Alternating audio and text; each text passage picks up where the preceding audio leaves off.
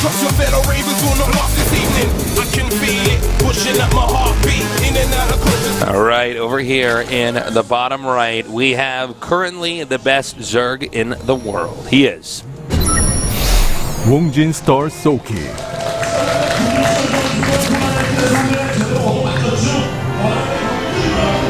And his opponent playing brilliantly in that last game here in the upper right. He is Jin-Air Green Wings, Pigbaby. Okay. Those are some very green keys on that keyboard. I didn't fully catch on to how bright those are. They're really bright. That is like Really bright. brighter than Valentine's Day candy bright. Like Yes. SoulKey's got gold keys on his keyboard too. Yeah, they're like a Becoming hot more, yellow. more of a trend out here. People are starting to get stylistic, I guess. Well, this is. I'm excited to see what Pigbaby has in store for SoulKey here. Imagine if Pigbaby actually just picks this game up and SoulKey's like, oh. It's like, oh my god. And of course, we all know Swagger's going to just slam parting. So. And then just, they'll just be out of the group. And then we'll just have a really weird round of 16. All right, here we have the hatch now coming down. Hatchery first. Good choice against someone who likes Gateway Expanse. Yeah. And it looks like we're now going to have the Nexus coming down here. Wow. So not your usual Gateway Expand here. Looks like it's going to be a Forge in main, which is totally cool. Yeah. So there's like a small risk to it, but I mean the odds of SoulKey doing like a 10 through 12 pool, why would he do that here? SoulKey's so good, there's almost never a need to do that, but that does allow you to then do certain builds like what Pigbaby's doing with confidence and saying, well, this guy's not Hiva. Very true. You know? No, against Hiva, you like wall in with a Forge on top of your main ramp, you know? Right. All right. Probe now coming in here, and he will get a glimpse of exactly what SoulKey's up to. Whoa, whoa, whoa, whoa. Look at that. It's a Nexus first into Gateway. This is like the greediest thing you can ever do, but after scouting, I'm sure he's completely confident in his choice. Oh, yeah. Well, this is actually a smart move. Yeah. Pigbaby, now remember, guys, in the last game, Pigbaby got a leg up on SoulKey, and then the way that SoulKey responded to it, Pigbaby was ready for. And that was what allowed Pigbaby to parlay that into that nice attack at the end. Yeah. We'll see if SoulKey gets caught off guard at any point in time in this game. Because, if it's standard neck-and-neck game, I would be shocked to see Pigbaby win. You know, this is... That's so true, but I would give like Pigbaby, as far as the build orders go, the slight advantage right here, because it's like hatch first pool hatch against a Nexus first Gateway, which is... Both are ridiculously greedy and like awesome in their greed. You want to hear something crazy? Yeah. All right, you know that Australian pro Pig? Yes. Well, of course you know him. We love that guy. We hang out with him. What if this is his baby? You know what? It would make sense. It would make his name is Pig and this guy's name is Pigbaby. Yeah. But what kind of a father is Pig if he named his baby Pigbaby? Well, I think he's pretty smart. Pretty good branding there with that baby. I guess you're right, yeah, if you think of it that way. Yeah. Not a good father, though. No, not a good father at all. If I name my baby Artosis Baby. Is it still too late to go back and do that now? It turns out it is. Well, don't worry. When I have my kids, it's going to be called Tasteless Baby. I think it should be. That's a good name, though, Tasteless Baby. Tasteless Baby. It means like a lot of things. We actually have a little pressure coming out here. Look at this, a third Stalker being started. Yeah, and you could do this when you get the Gateway out like this right away and you're not interested in cannons. And this can catch a Zerg off guard. We might even be able to get a Queen kill coming up here. Yeah, if he really tries to, I think he can probably kill both drones at this bottom left base. And with the second Stalker coming down, there's a possibility maybe kill the Queen. Or a couple Queens even. He's joining up his units once again, getting that Warp Gate upgrade. Are we just... And go for a third Nexus. Wow, that's really cool. God. Okay. Am I watching a PVT or a PVZ? Yeah, right. It's really like a PVT from Starcraft 1, man. Yeah. Just get your Dragoons out and get two Nexuses up. Okay, but here's a problem. The Lings, by the way, are being split up as well here. That's a pretty cool little counter move right there to just send the Lings across. Because if Pigbaby had attacked from there, you would have been able to kill the Queens. You would have been able to kill quite a few drones. But I feel like he's I know this is crazy to say, but is he overreacting here? I know that this is like 6 lings or 8 lings that came up, but his warp gate was just about finished. Oh my god, he's making these 2 Stargates at the 3rd. Pigbaby. This is a wild game. Yeah. Pigbaby is feral, Tasteless. Look at this build. This is a feral pig. Oh my Look gosh. at this build, Tasteless. You cannot domesticate this pig. No, not anymore. That time has come and gone, Tasteless. This pig has the wild blood in it. This pig was raised by wolves.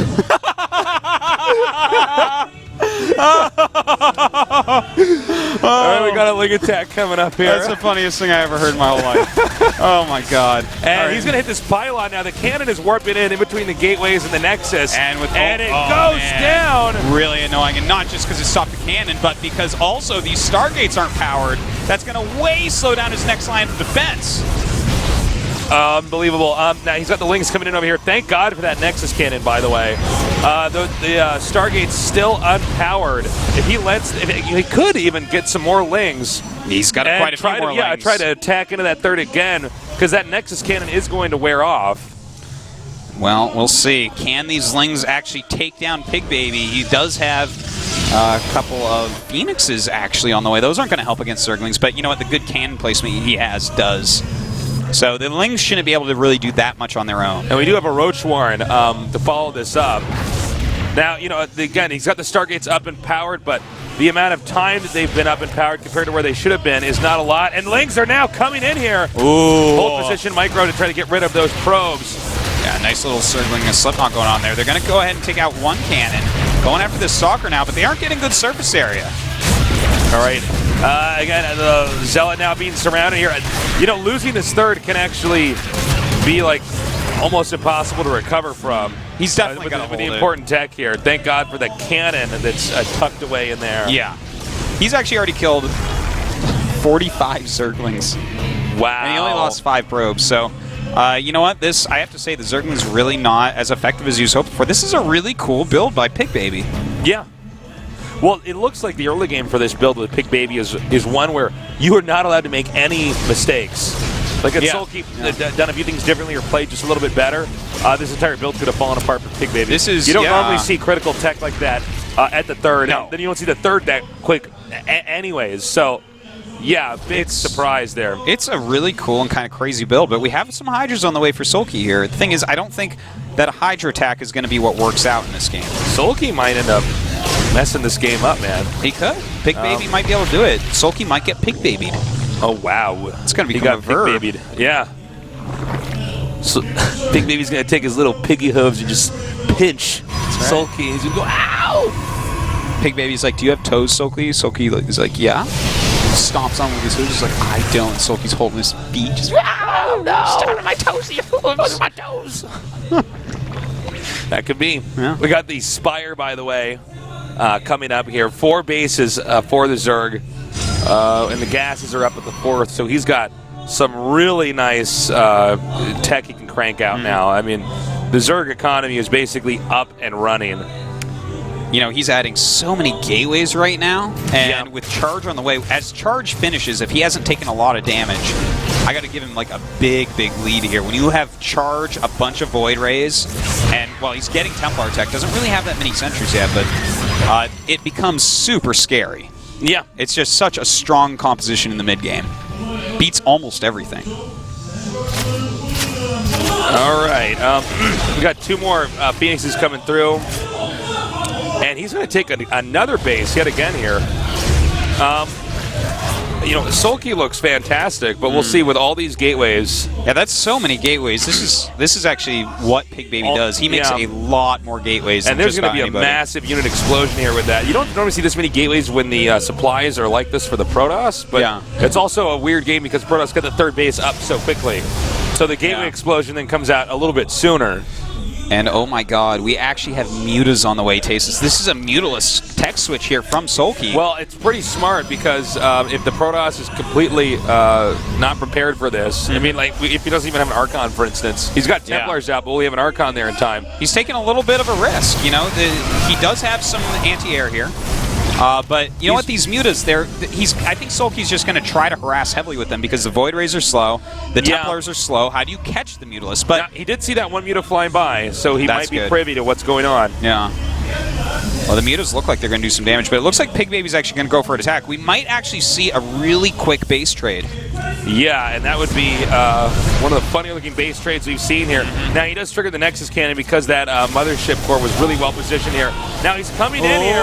Nice targeting there with those Psy Storms. Oh, that third one not doing as well. The rest doing quite well, though. Making some Archons. He doesn't really have as many Zealots as he wants. He's forced into a quicker attack. He wants to target down these Archons here with the Hydras, so the Mutas can come in here and do the rest of the damage.